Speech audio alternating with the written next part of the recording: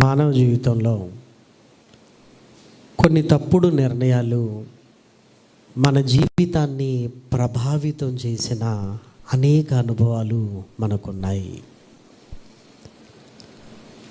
5 ఏళ్ల క్రితం నేను చేసిన అప్పు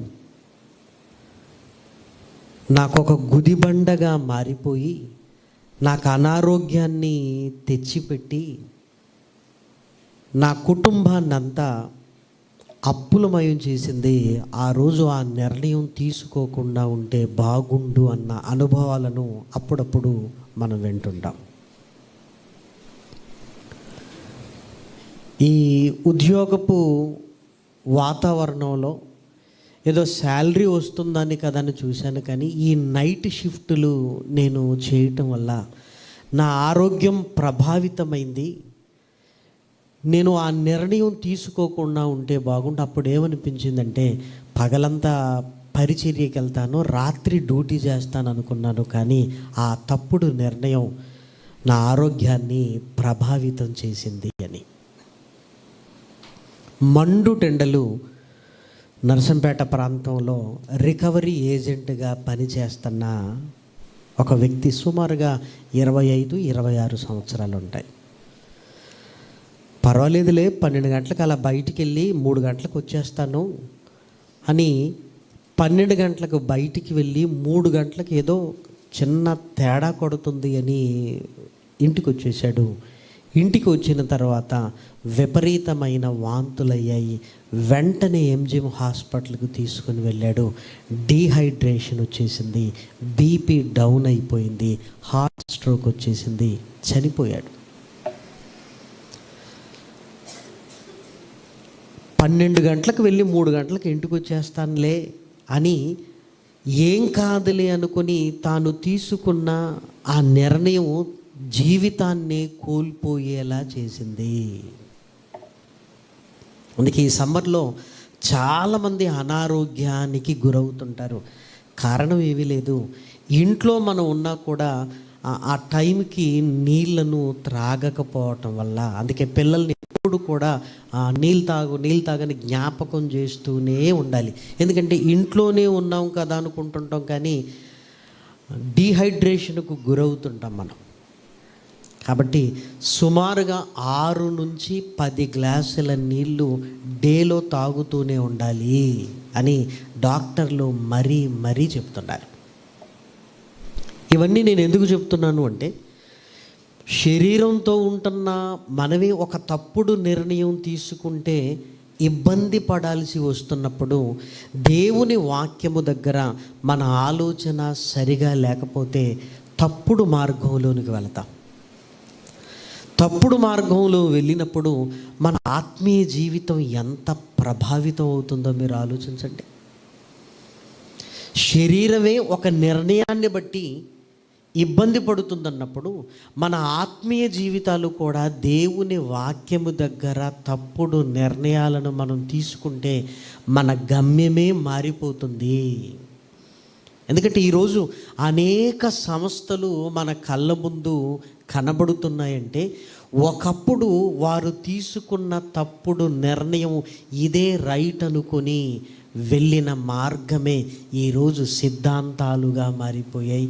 ఈరోజు సంస్థలుగా మన కళ్ళ ముందు కనబడుతున్నాయి. ఈరోజు కూడా ఒక వాక్యాన్ని తప్పుడుగా అర్థం చేసుకుంటే మన ఆత్మీయ జీవితాలు ఎంత ప్రభావితాన్ని కలిగి ఉంటాయో లేఖనాలలోనికి వెళ్ళి మనం చూద్దాం. ఎందుకంటే యూట్యూబ్లు, వాట్సాప్ల ద్వారా అనేక ప్రసంగాలు కుప్పలు తెప్పలుగా తెల్లవారేసరికి మన కళ్ళ ముందుకు వస్తూ ఉన్నాయి. ఏదో వింటాం, ఏదో ఆలోచించి దేవుని వాక్యాన్ని బట్టి సరిచూసుకోవటం మనం మానేస్తాం. ఇదే నిజము అన్న భ్రమలోనికి వెళ్ళిపోతాం. అదే నిజమని వాదించడానికి మనం సిద్ధపడుతుంటాం. కాబట్టి ఎప్పుడు లేఖనాలను చదువుతున్నప్పుడు దాన్ని జాగ్రత్తగా ఆలోచించే విధానం మనకు రావాలి. అందుకే యూత్ సమ్మిట్లో పిల్లల దగ్గర కసరత్తు చేస్తున్నది కూడా అదే. వారు స్వంతగా వాక్యాన్ని చదివి అర్థం చేసుకొని దేవుడు నాతో మాట్లాడాడన్న ఆ తృప్తిని వారు పొందుకోగలిగితే వారి జీవితంలో చాలా బలంగా ఉంటారు, చాలా బలంగా ఉంటారు. కాబట్టి ఈ సమ్మర్ని పిల్లలను జాగ్రత్తగా కాపాడుకుంటూ హాలిడేస్ ఒకవేళ పిల్లలకు ఉంటే దయచేసి సండే స్కూల్ కార్యక్రమాలు మనకు ప్రారంభమవుతున్నాయి. ఇంకా స్త్రీలందరూ ఏ పని పెట్టుకోకుండా దయచేసి సండే స్కూల్ కార్యక్రమాన్ని గురించి ఆలోచించవలసిందిగా కోరుతున్నాను. అదేవిధంగా సండే స్కూల్ కార్యక్రమాలు అయిపోయిన తర్వాత యూత్కి ఎడిటింగ్ కావచ్చు, ఆ తర్వాత పోస్టర్ డిజైన్లు కావచ్చు. మీ అందరికీ తెలుసు 2,60,000 రూపాయలు పెట్టి సిస్టమ్ తీసుకోవటం జరిగింది. పిల్లలు ఒక్కసారి మరలా స్కూళ్ళకు కళాశాలకు వెళ్ళారంటే మనకు దొరకరు ఇంకా. కాబట్టి రోజుకు ఒక 2 గంటలు మరి ఇక్కడికి తీసుకొని రాగలిగితే వారికి కూడా వారి తలాంతును గుర్తించాలి. మన పిల్లలు దేవుని కొరకు ఎలా వాడబోతున్నారు అని తల్లిదండ్రులుగా వాళ్ళ తలాంతును మనం గుర్తించగలిగితే వారిని ప్రోత్సహించగలం. అందరికీ ఒకే తలాంతు ఉండదు. కొంతమంది ఆర్గనైజింగ్ తలాంతును కలిగి ఉంటారు, కొంతమంది పాడగలిగే తలాంతులు ఉంటారు, కొంతమంది వాక్యాన్ని చెప్పగలిగే తలాంతును కలిగి ఉంటారు. లాస్ట్ యూత్ సమ్మిట్ జరిగింది మనకి. యూత్ సమ్మిట్లో ప్రశ్నలు అడుగుతున్నప్పుడు చాలా చక్కగా చెప్పిన వాళ్ళలో ఎవరున్నారంటే పెద్దవాడు రిష్వంతేనా అశ్వంత్, ఆ తర్వాత శామ్ కెవిన్, ఆ తర్వాత యోహాను, బాబు యోహాన్, మన సంఘంలో ఉంటున్న తమ్ముడు యోహాన్. నేను ఆశ్చర్యపోయాను. యోహాన్ ఎంత చక్కగా మాట్లాడాడంటే తనకివ్వబడిన ప్రశ్నను చక్కగా సమాధానం చెప్పి కూర్చున్నాడు.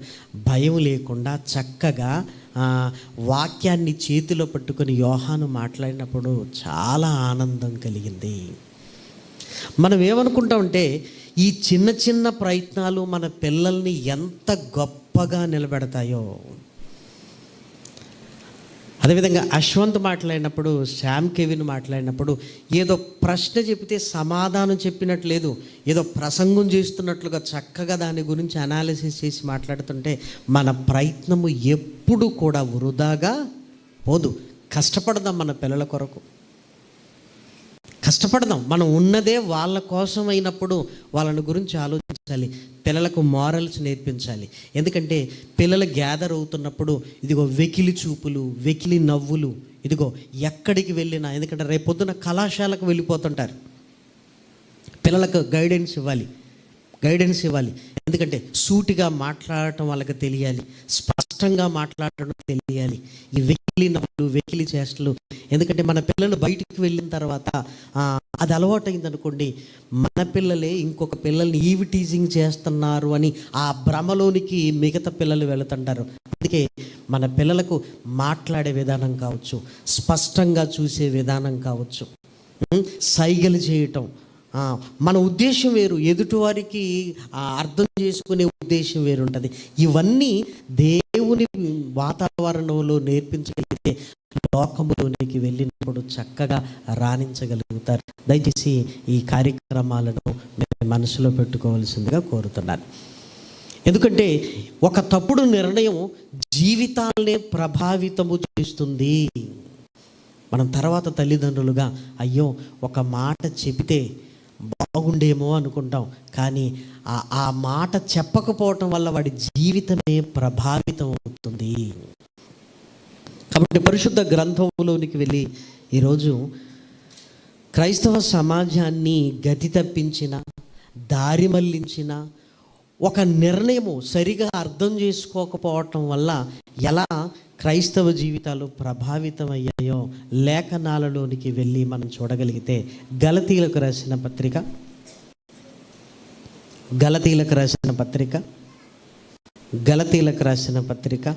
6వ అధ్యాయము, గలతీలకు రాసిన పత్రిక 6వ అధ్యాయము, 15-16 వచనాలను దయచేసి చూడండి. కొత్త సృష్టి పొందుటయే గాని సున్నతి పొందుటయందేమీ లేదు. పొందకపోవుట యందేమియూ లేదు. ఈ పద్ధతి చొప్పున నడుచుకొను వారందరికీ, అనగా దేవుని ఇశ్రాయేలునకు సమాధానమును కృపయు కలుగును గాక. గలతీలకు రాసిన పత్రిక 6వ అధ్యాయాన్ని గురించి గతంలో నికోలాయితుల బోధ అన్న టాపిక్ మీద మనం అందరము ఆలోచించాం. ఈ 16వ వచనంలో ఈ పద్ధతి చొప్పున నడుచుకుని వారందరికీ, అనగా దేవుని ఇశ్రాయేలీనకు సమాధానము కృపయు కలుగునుగాక. ఈ మాట ఎలాంటి అపార్థాలలోనికి సమాజాన్ని తీసుకుని వెళ్ళింది అంటే, మనం క్రైస్తవులము అన్న భావనలో నుంచి లేదు మనము దేవుని ఇశ్రాయేలీలము, ఇదిగో ఈ పద్ధతి చొప్పున నడుచు వారందరికీ, అనగా దేవుని ఇశ్రాయేలీలకు, అనగా మనము కూడా ఇశ్రాయేలీలతో సహవారము, ఇశ్రాయేలీలతో సహపౌరులము. కాబట్టి మనము కూడా ఎవరం అంటే దేవుని ఇశ్రాయేలీలము అని. ఇశ్రాయేలీలు అనగానే సరిపోలేదు. కాబట్టి మనము కూడా దేవుని ఇశ్రాయేలీలు కనుక మనము కూడా ధర్మశాస్త్రాన్ని పాటించాలి. ధర్మశాస్త్రాన్ని పాటించడమే కాదు, ధర్మశాస్త్రంలో ఉంటున్న పండుగలను కూడా ఆచరించాలి. అంతేకాదు ధర్మశాస్త్రంలో ఉంటున్న ఆజ్ఞలను కూడా పాటించాలి అని విశ్వాసముతో నడుస్తున్న వారిని మరలా ధర్మశాస్త్రములోనికి, సున్నతిలోనికి, ఆజ్ఞలలోనికి, పండుగలోనికి తీసుకుని వెళ్ళారు. ఎందుకు ఇవన్నీ చెయ్యాలి అంటే మనం ఎవరో తెలుసా? దేవుని ఇశ్రాయేలీలము. నిజంగా మీరు ఆలోచించండి, దేవుని ఇశ్రాయేలీలము. దేవుని ఇశ్రాయేలీలు అని ఆ పదం ఎందుకు రాయబడింది? ఇశ్రాయేలీలు వేరు, దేవుని ఇశ్రాయేలీలు కూడా వేరా? అసలు ఇశ్రాయేలీలు అని ఎవరినంటారు? దేవుని ఇశ్రాయేలీలు అని ఎవరినంటారు? పౌలు గారు గలతీలకు ఈ లేఖను రాస్తూ దేవుని ఇశ్రాయేలీలు అని ఎవరిని గురించి సంబోధిస్తున్నాడు? ఆ సంబోధన పదాన్ని బట్టి మనం ధర్మశాస్త్రంలోనికి వెళ్ళవలసిన అవసరత ఏమైనా ఉందా? ఆ పండుగలన్నీ మనము చెయ్యవలసిన వారమా? ఈ విషయాన్ని మనం జాగ్రత్తగా ఆలోచించగలిగితే, ఇశ్రాయేలీలు అని ఎవరిని అంటారంటే అబ్రహాము, యాకోబు, ఇస్సాకు, యాకోబు గర్భవాసము నుంచి వచ్చిన వారందరూ ఇశ్రాయేలీలు. ధర్మశాస్త్రము వారిది, పండుగలు వారివి, సున్నతి వారికి సంబంధించింది. మరి ఇక్కడ దేవుని ఇశ్రాయేలీలు అనగానే కేవలం వారిని గురించే సంబోధిస్తున్నాడా, ఇంకెవరిని గురించి అయినా సంబోధిస్తున్నాడా అని ఆలోచించగలిగితే, ఇక్కడ దేవుని ఇశ్రాయేలీలని యాకోబు, ఇస్సాకు, అబ్రహాము సంతానాన్ని గురించి ఆయన సూచించటం లేదు. దయచేసి ఇప్పుడు చూడండి, రోమీలకు రాసిన పత్రికలో ఒక మాట చదువుకొని మనం ముందుకు వెళదాం. రోమీలకు రాసిన పత్రిక 9వ అధ్యాయము 4వ వచనం.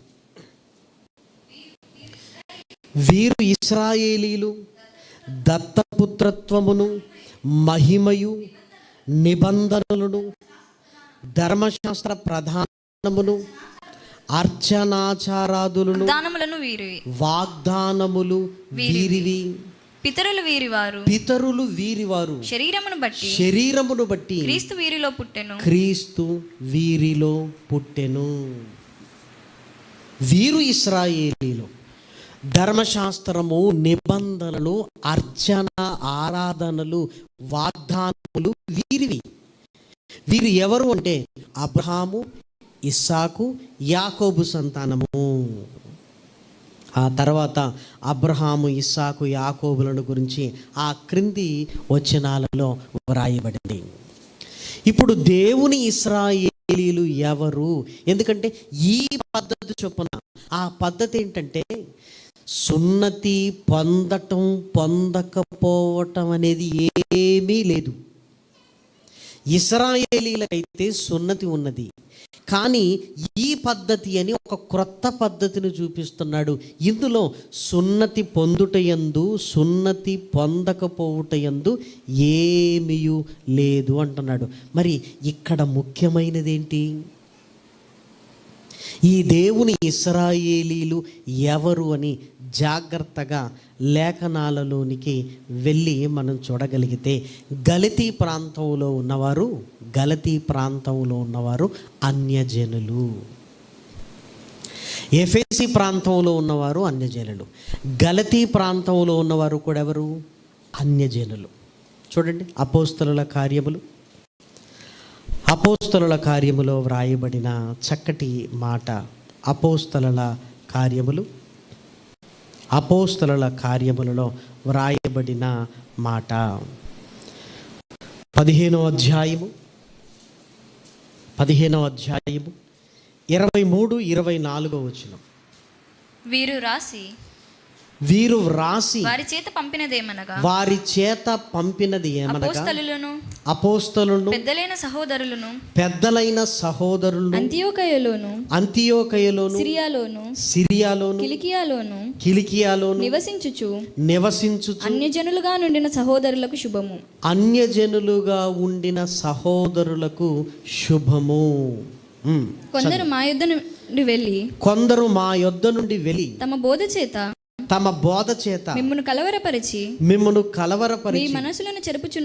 మీ మనసులను చెరుపుచున్నారని వింటిమి. వారికి మేము అధికారము ఇచ్చి ఉండలేదు గనుక మనుషులను ఏర్పరిచి మన ప్రభువైన యేసుక్రీస్తు పేరు కొరకు తమ్మును తాము అప్పగించుకొనిన బర్నబా పౌలు అను మన ప్రియులతో కూడా మీ యొద్దకు పంపుట యుక్తమని మాకందరికి ఏకాభిప్రాయము కలిగెను. కొందరు మా యొద్ద నుండి బయలుదేరారు, అనగా అపోస్తలమైన మా యొద్ద నుండి బయలుదేరారు.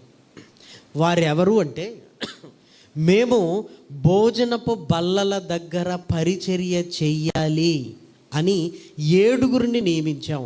ఆ 7 నికోలాస్ అని ఒక వ్యక్తి ఉన్నాడు. అతడు ఏం చేశాడంటే, మేము చెప్పని బోధన మీకు తెలియజేస్తున్నాడు. వారికి మేము అధికారం ఇవ్వలేదు. అతడు ఏ బోధన చేస్తున్నాడు అంటే, అన్యజనులుగా ఉండి క్రీస్తును విశ్వసించి దేవుని మార్గములో నడుస్తున్న వారిని మీరు సున్నతి పొందాలి అని బలవంతం చేస్తున్నాడు. అంటే బాప్తిస్మము పొందిన తర్వాత, విశ్వాసములోనికి వచ్చిన తర్వాత సున్నతి అవసరత లేదు. కానీ ఈ నికోలాస్ ఏం చేస్తున్నాడు అంటే, సున్నతి పొందాలి అని బలవంతం చేస్తూ అన్యజనులను ఇదిగో ధర్మశాస్త్రం వైపు, సున్నతి వైపుకు తీసుకుని వెళుతున్నాడు. మేము అధికారం ఇవ్వలేదు. వీరి ప్రభావం ఎక్కడుంది అంటే, గలతీల పత్రికలో వీరి ప్రభావం కనపడుతుంది. అంటే గలతీ ప్రాంతములో అన్యజనులు క్రీస్తును అంగీకరించారు. వీరు వెళ్ళి లేదు తీసుకున్న మేము విశ్వాసం ఉంచిన సున్నతి పొందాలి అని వాదించారు. ఇప్పుడు చూడండి, గలతీలకు రాసిన పత్రిక మొదటి అధ్యాయము 6, 7, 8 వచనాలు. క్రీస్తు కృపను బట్టి మిమ్మును పిలిచిన వానిని విడిచి భిన్నమైన సువార్త తట్టుకు మీరు ఇంత త్వరగా తిరిగిపోవుట చూడగా నాకు ఆశ్చర్యమగుచున్నది. భిన్నమైన సువార్త అన్నాడు. భిన్నమైన సువార్త, అబద్ధపు బోధ, భిన్నమైన సువార్త అన్నాడు. భిన్నమైన సువార్త అని ఎందుకంటాడంటే యేసుక్రీస్తును విశ్వసించాలి అంటే సువార్తను నమ్ముతున్నారు, మరలా ఏమంటున్నాడు, సున్నతి పొందాలంటున్నాడు. అందుకే దీన్ని ఏమన్నాడు, భిన్నమైన సువార్త. భిన్నమైన సువార్త. కాబట్టి పౌలు గారు పరిశుద్ధాత్మ ప్రేరణతో గలతీలకు లేఖను రాస్తూ ఇప్పుడు ఆయన చెబుతున్న చక్కటి మాటను దయచేసి మీరు చూడండి. గలతీలకు రాసిన పత్రిక 5వ అధ్యాయం. గలతీలకు రాసిన పత్రిక 5వ అధ్యాయము 1వ వచనం. ఈ స్వాతంత్ర్యము అనుగ్రహించి క్రీస్తు మనలను స్వతంత్రులుగా చేసి ఉన్నాడు. కాబట్టి మీరు స్థిరముగా నిలిచి మరలా దాస్యమును కాడి క్రింద చిక్కుకొనకుడి. అంటే మరలా ఆ సున్నతి, ఆ ధర్మశాస్త్రము, ఆ పండుగలలోనికి మీరు వెళ్ళొద్దు, మీరు వెళ్ళొద్దు, మీరు వెళ్ళొద్దు అంటున్నాడు. మీరు వెళ్ళొద్దు. ఇంకా మీరు చూడండి, గలతీలకు రాసిన పత్రిక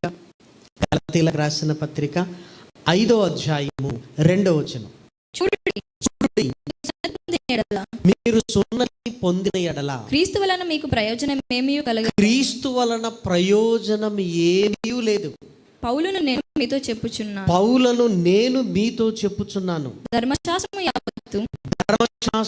యావత్తు ఆచరింపబద్ధుడై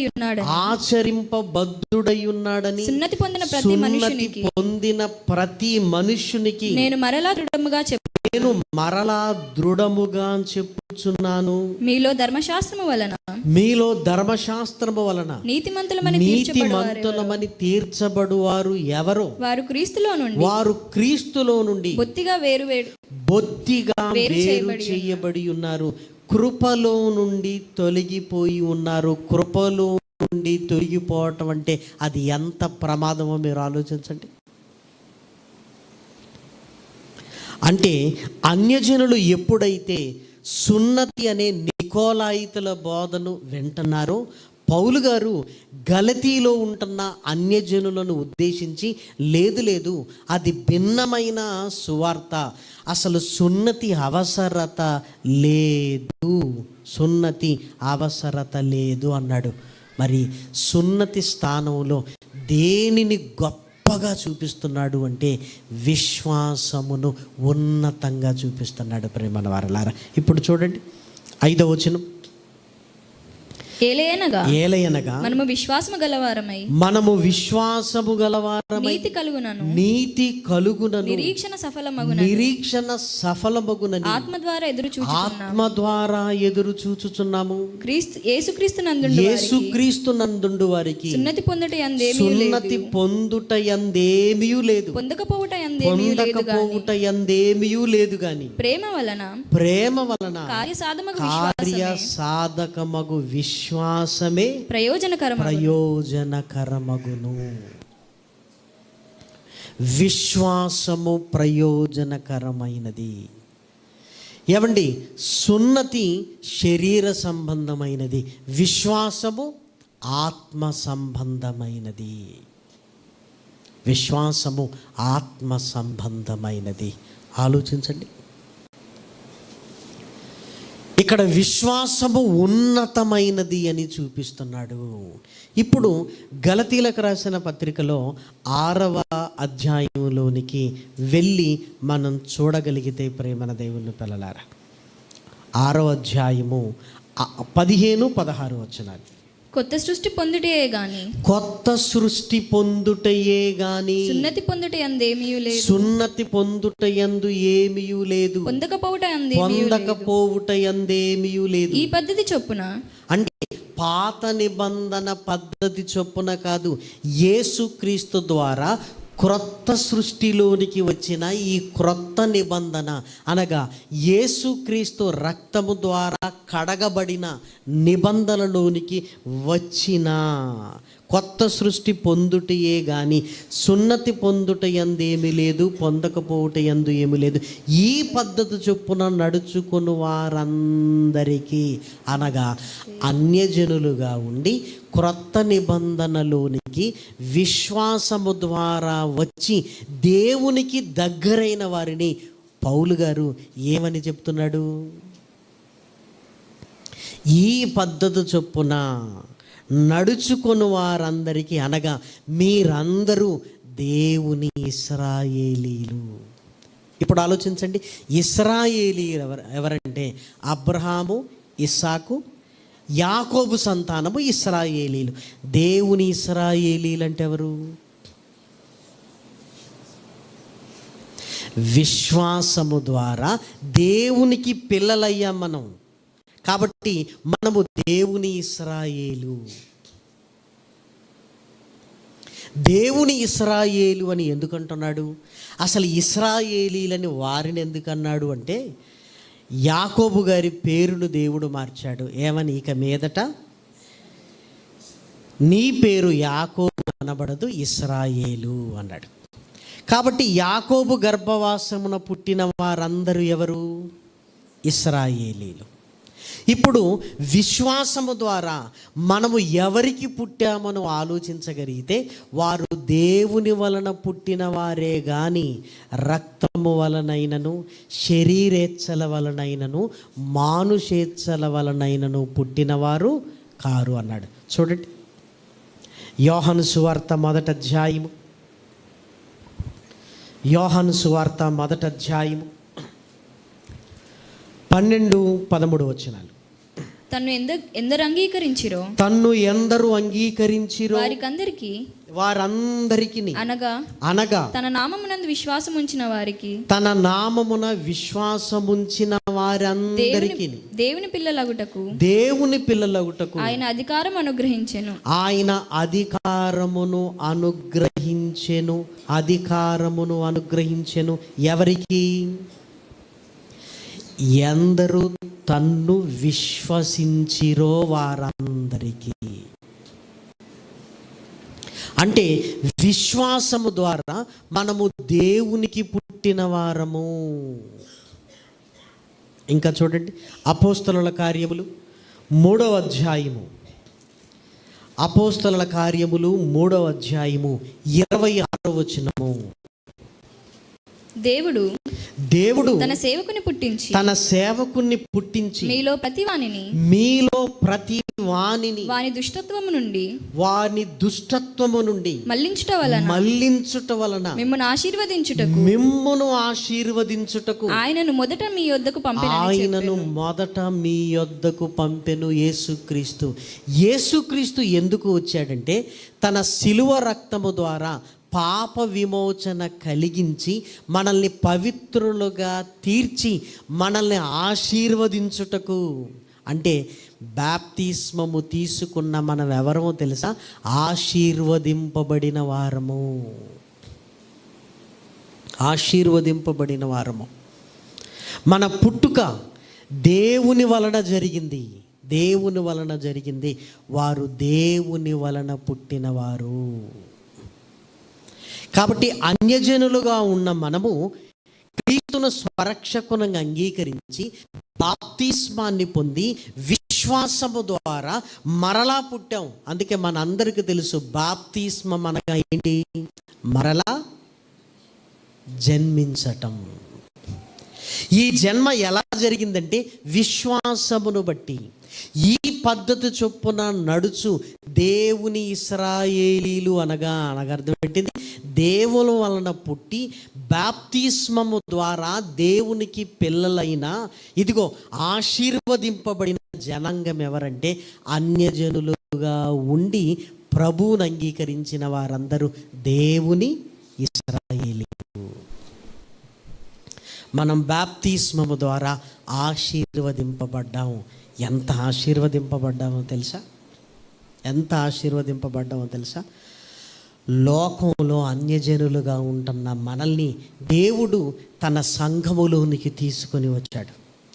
తన సంఘములోనికి తీసుకొని రావటమే కాదు, యేసుక్రీస్తు శరీరములో ఒక భాగముగా మనల్ని చేశాడు. ఇది ఎంత ఆశీర్వాదము! ఆయన శిరస్సుగా ఉన్న సంఘమనే శరీరములో మనమందరము అవయవాలుగా ఉంటున్నాం. అంటే అన్యజనులుగా ఉండి మనమందరము ప్రభువుని సొంత రక్షణగా అంగీకరించి విశ్వాసము ద్వారా బాప్తిస్మములోనికి వచ్చి ఆయన పిల్లలుగా ఈరోజు బ్రతుకుతున్నాం. అంటే దేవుని ఇశ్రాయేలీలు అనగానే ఇదిగో మనమందరం ప్రేమవారలారా. ఎందుకంటే మనము అన్యజనులుగా లోకములో ఉండి ప్రభు దగ్గరికి వచ్చాం. ఇశ్రాయేలీలు అంటే ఎవరు? పుట్టుక అబ్రహాము, ఇస్సాకు, యాకోబుల సంతానము ఇశ్రాయేలీలు. మరి మనము దేవుని వలన పుట్టి ఆశీర్వదింపబడిన వారము, ఇశ్రాయేలీలము, దేవుని ఇశ్రాయేలీలము.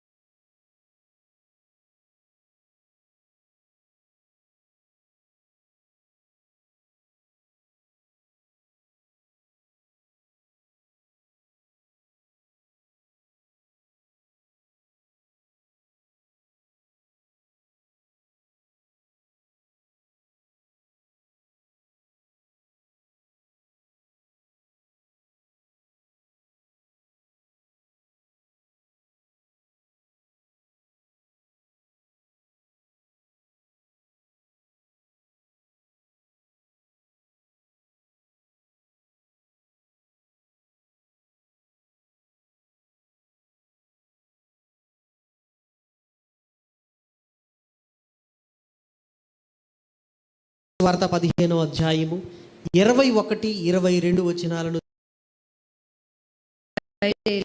యేసు అక్కడ నుండి బయలుదేరి తూరు సీదోను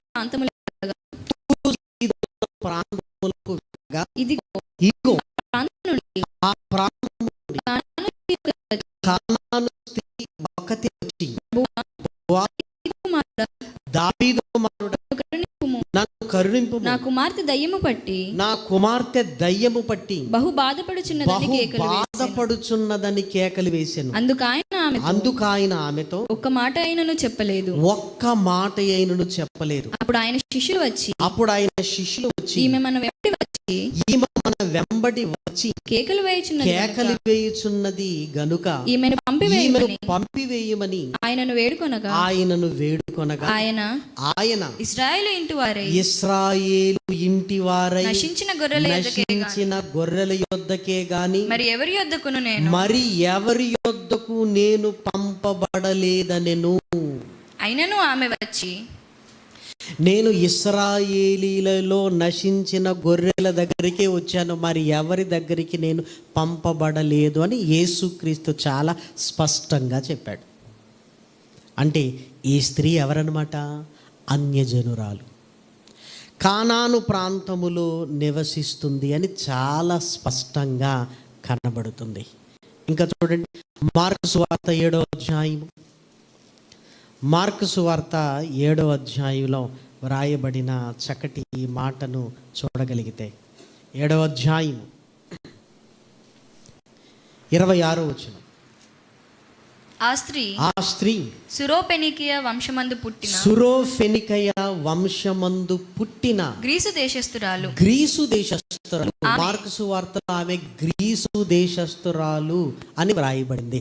గ్రీసు దేశస్థులు అంటే అన్యులు, ఇశ్రాయేలు దేశస్థురాలు కాదు.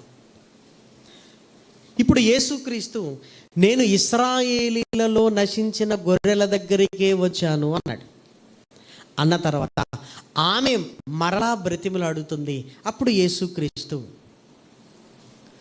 రొట్టెను తీసుకొని పిల్లలకు వెయ్యాలి కానీ కుక్క పిల్లలకు వెయ్య తగదు కదా అన్నాడు. అంటే పిల్లలు తినాలి కదా, అంటే నేను ఇశ్రాయేలీల కోసం వచ్చాను, నేను మీ గురించి ఆలోచించవలసిన పని లేదు అన్నట్లుగా యేసుక్రీస్తు మాట్లాడుతున్నాడు. ఏమంటే క్రైస్తవుని మాట అవునంటే అవును, కాదంటే కాదు అన్నట్లుగా ఉండాలి. అవునని కాదు అనొద్దు, మనం కాదు అని అవుననటానికి వీలు లేదు. ఎందుకంటే చాలా స్పష్టంగా వ్రాయబడింది లేఖనాలలో. దయచేసి చూడండి, మత్తయి సువార్త 5వ అధ్యాయము 37వ వచనం. 5వ అధ్యాయము 37. మీ మాట అవునంటే అవును, అవునంటే అవును, కాదంటే కాదు అని కాదంటే కాదు అని ఉండవలెను. వీటికి మించినది దుష్టుని నుండి పుట్టినది. ఇప్పుడు బాగా ఆలోచించండి. కాదు అన్నాడు యేసుక్రీస్తు, అవునంటే అవును, కాదంటే కాదు. మరలా ఏమనేదంటే, పిల్లలు తృప్తి పొందిన తర్వాత కుక్క పిల్లలు కూడా వేయుట యుక్తమే కదా అనగానే, అమ్మా నీ విశ్వాసము గొప్పది, నీ కుమార్తె స్వస్థపడును అని స్వస్థపరిచాడు. ముందేమన్నాడు? పిల్లల రొట్టె ముక్కలు తీసుకొని కుక్క పిల్లలకు వేయుట తగదు కదా అన్నాడు. అంటే కాదు అన్నాడు. మన మాట ఎలా ఉండాలి? అవునంటే అవును, కాదంటే కాదు అని. కాదు అన్న యేసుక్రీస్తు మరలా స్వస్థత కలిగించాడు. అంటే మరలా ఓకే అన్నాడు. ఇదేంటి? అవునంటే అవును, కాదంటే కాదు అని ఉండాల్సిన యేసుక్రీస్తు మనకి చెప్పిన ఆయన మరలా బాగుపరిచినట్లుగా లేఖనాలలో మనం చూస్తున్నాం. మత్తయి సువార్త 15వ అధ్యాయము 27వ వచనం నుండి దయచేసి చూడండి. ఆమె నిజమే ప్రభువా, కుక్క పిల్లలు కూడా తమ యజమానుల బల్ల మీద నుండి పడుముక్కలు తినును కదా అని చెప్పాను. అందుకు యేసు, అమ్మా నీ విశ్వాసము గొప్పది, నీవు కోరినట్టే నీకు అవునుగాక ఆమెతో చెప్పెను. ఆ గడియలోనే ఆమె కుమార్తె స్వస్థత నొందెను. ఆ గడియలోనే. ఇప్పుడు యేసుక్రీస్తు ఆమెకు స్వస్థతను కలిగించినట్లుగా మనకు అర్థమవుతుంది. ముందు కాదు అన్న ఆయన మరల ఓకే అంటున్నాడేంటి? చాలా చక్కగా ఆలోచించగలిగితే యేసుక్రీస్తు ఏమండి మనకు చెప్పాడంటే ఖచ్చితంగా ఆయన నిలబడతాడు. ఎందుకంటే ఆయనలో ఏ దోషమును బతికున్న వారే వెతకలేకపోయారు. ఇప్పుడేం వెతకగలం మనం కదా? మరి ఇక్కడ ఏం జరుగుతుంది అంటే, ఇదిగో నేను ఇశ్రాయేలీలోని నశించిన గొర్రెల దగ్గరికే వచ్చాను, అందులో అనుమానం ఏమీ లేదు. అప్పుడు ఆమె ఏమంటుందంటే, అయ్యా ఇదిగో నేను విశ్వాసము గలదానన్నై నా కుమార్తె గురించి నీ దగ్గరికి నేను వచ్చాను అని ఆమె మాట్లాడుతుంది. ఆమెలో ఉన్న విశ్వాసాన్ని యేసుక్రీస్తు పరీక్షిస్తున్నాడు. పరీక్షించడానికి ఆయన ఏమన్నాడు అంటే, ఇదిగో పిల్లల రొట్టె ముక్కలను తీసి కుక్క పిల్లలకు వెయ్యదగదు కదా అన్నాడు. వెంటనే ఆమె విశ్వాసాన్ని కనపరుస్తూ, పిల్లలు తృప్తి పొందిన తర్వాత బల్ల మీద నుంచి పడు రొట్టె ముక్కలను కుక్క పిల్లలు కూడా తింటాయి కదా అన్న ఈ మాట ఆమెలో ఉంటున్న విశ్వాసానికి నిదర్శనము. ఇప్పుడు ఈమె ఎవరో మీరు ఆలోచించగలిగితే, దేవుని ఇశ్రాయేలు. దేనిని బట్టి? విశ్వాసమును బట్టి. అంటే ఈమె కూడా ఇశ్రాయేలే, పుట్టుకను బట్టి కాదు, విశ్వాసాన్ని బట్టి. ఇప్పుడు నేను ఇశ్రాయేలీల కొరకే వచ్చాను అంటున్నాడు. అంటే అర్థం ఏంటంటే, ఇదిగో ఎవరైతే విశ్వాసము కలిగి నా దగ్గరికి వస్తారో నేను వారి విషయములో కలగజేసుకుంటాను. ఎందుకంటే మీరు కూడా విశ్వాసమును బట్టి దేవుని ఇశ్రాయేలీలే. అందుకే ఈరోజు కూడా అబ్రహాము గారిని మనం తండ్రి అని పిలుచుకుంటున్నాం. అసలు అబ్రహాము గారికి మనకు సంబంధం ఏంటి? మీరు ఆలోచించండి. అబ్రహాము విశ్వాసులకు తండ్రి. మనము కూడా విశ్వసిస్తున్నాం. అంటే విశ్వాసమును బట్టి మనకు కూడా తండ్రి ఎవరు? అబ్రహాము గారే. అంటే ఇప్పుడు విశ్వాసమును బట్టి మనము పిల్లలమయ్యాము, వారు శరీరమును బట్టి పిల్లలయ్యారు. అంటే ఎవరైతే విశ్వాసములో ఈరోజు కొనసాగుతున్నారో వారందరూ దేవుని ఇశ్రాయేలీలు. ఇప్పుడు మరలా చూడండి, రోమీలకు రాసిన పత్రిక, రోమీలకు రాసిన పత్రికలో వ్రాయబడిన చక్కటి మాటను మీరు చూడగలిగితే 9వ అధ్యాయము రోమీలకు రాసిన పత్రిక 9వ అధ్యాయంలో వ్రాయబడిన చక్కటి మాట ప్రేమన దేవుని పిల్లలారా. 9వ అధ్యాయము 6-7 వచనాలు. అయితే దేవుని మాట తప్పిపోయినట్టు కాదు, దేవుని మాట తప్పిపోయినట్టు కాదు, ఇశ్రాయేలు సంబంధులందరూ ఇశ్రాయేలీలు కారు, అబ్రహాము సంతానమైనంత మాత్రాన అందరూ పిల్లలు కారు గాని ఇస్సాకు వలనైనది. ఇక్కడ వ్యత్యాసం చూపిస్తున్నాడు. ఎందుకంటే అబ్రహాము సంతానమైనంత మాత్రాన అందరూ ఇశ్రాయేలీలు కాదు అంటున్నాడు. ఎందుకంటే ఇష్మాయేలు ఎవరికి పుట్టాడు? అబ్రహాము గారికి, హాగరు ద్వారా. ఇస్సాకు ఎవరు పుట్టారు? శారా గారికి పుట్టారు. ఈయన వాగ్దాన పుత్రుడు. ఇప్పుడు ఇశ్రాయేలీలు ఎవరు? ఇస్సాకు సంతానమే, ఇష్మాయేలీలు కాదు, ఇష్మాయేలు కాదు. ఈ వ్యత్యాసాన్ని మనకు చూపిస్తూ అలాగే ఈరోజు కూడా అందరూ దేవుని పిల్లలు కాదు.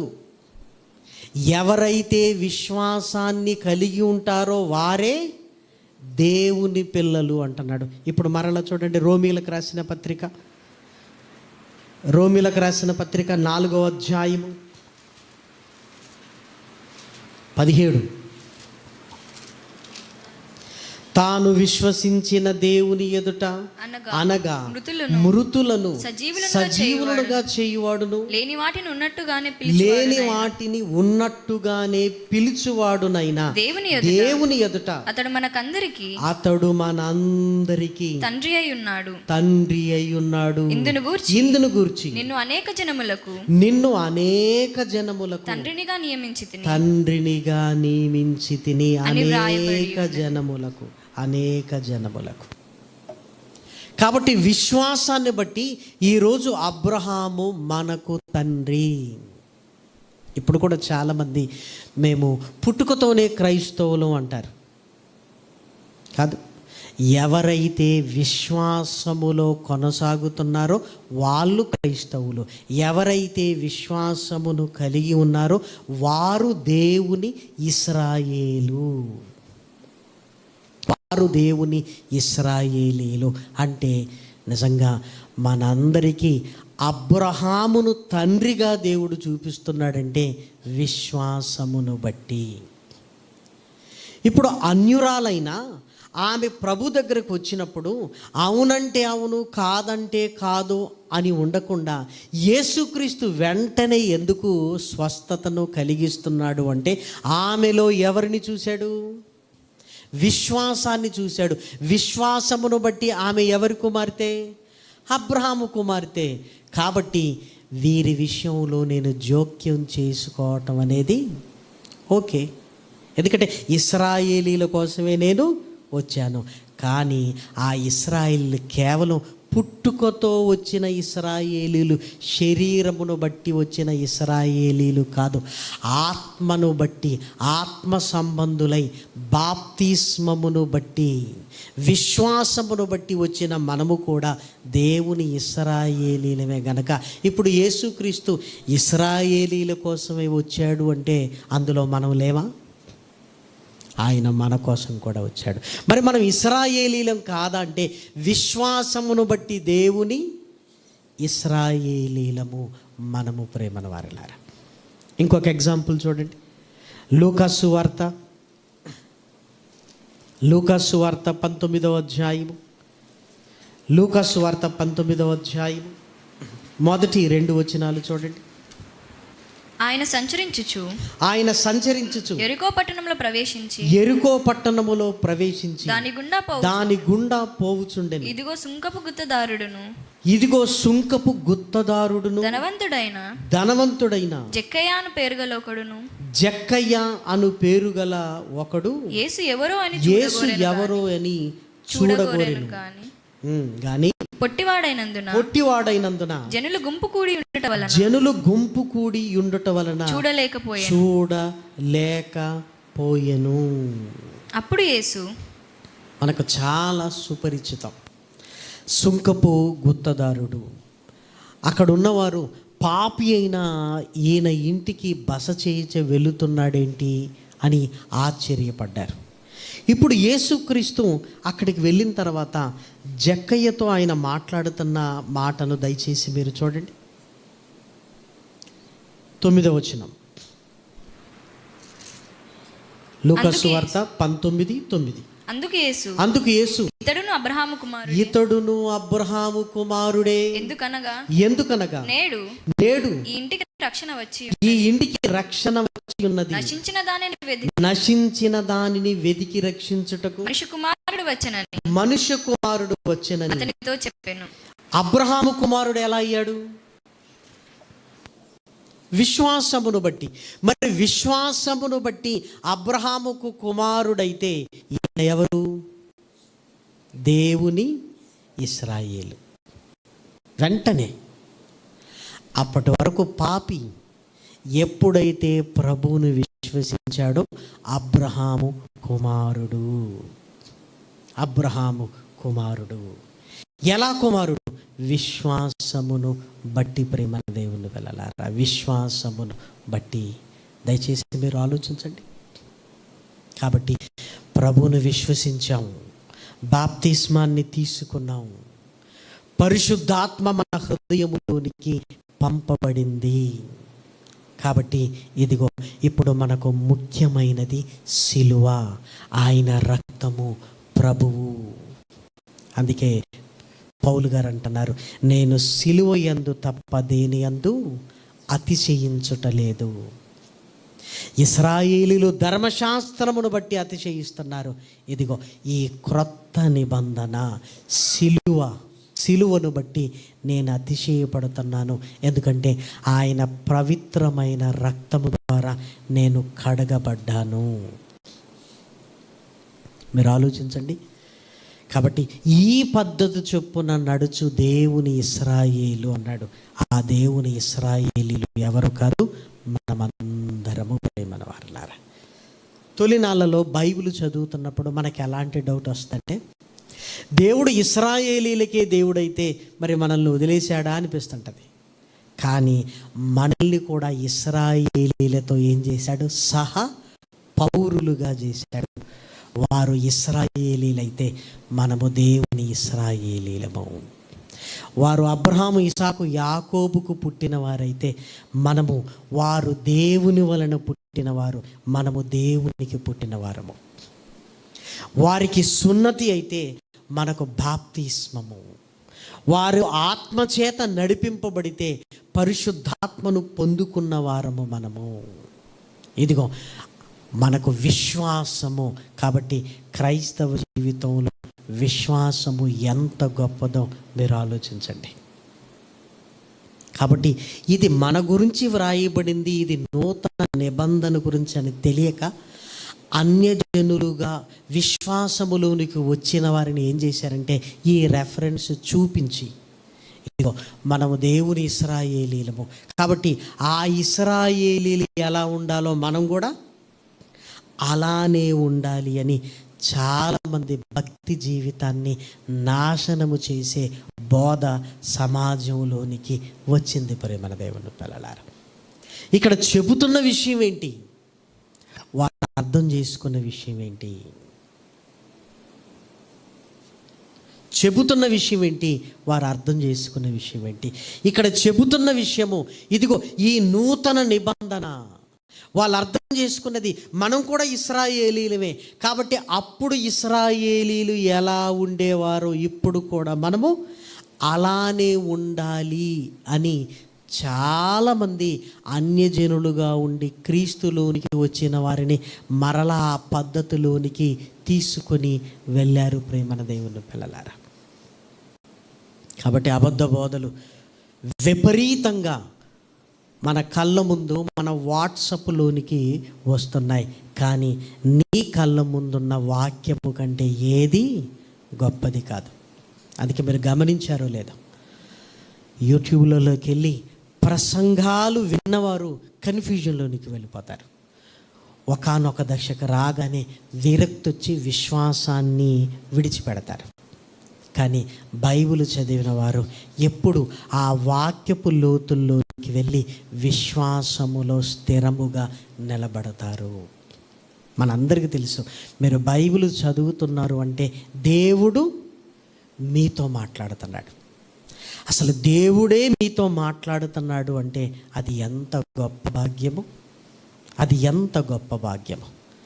కాబట్టి ఆ స్త్రీని ఇదిగో నీ కుమార్తె బాగుపడింది అని ఏ బేసిస్తో స్వస్థపరిచాడంటే ఈమె కూడా అబ్రహాము కుమార్తె, విశ్వాసము కలిగిన దేవుని ఇశ్రాయేలు ఈమె కూడా.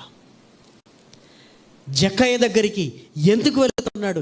ఇతడు కూడా అబ్రహాము కుమారుడే అంటున్నాడంటే విశ్వాసమును బట్టి ప్రేమన వారిలారా. కాబట్టి దేవుని ఇశ్రాయేలీమైన మనము క్రొత్త సృష్టి, క్రొత్త నిబంధన, ఇదిగో నూతనమైన మార్గము, యేసుక్రీస్తు తన శరీరము ద్వారా స్థాపించిన నూతనమైన మార్గము. అందుకే పాత నిబంధన, క్రొత్త నిబంధన. యేసుక్రీస్తు తాను అప్పగింపబడుతున్నప్పుడు చాలా స్పష్టంగా చెప్పాడు, అనేకుల పాపముల కొరకు చిందింపబడుతున్న నిబంధన రక్తము, ఇది క్రొత్త నిబంధన, ఇది క్రొత్త నిబంధన, ఇది నూతనమైన మార్గం. ఆ మాట చదువుకొని ముగించేసుకుందాం. హెబ్రీలకు రాసిన పత్రిక, హెబ్రీలకు రాసిన పత్రిక 10వ అధ్యాయము 19వ వచనం.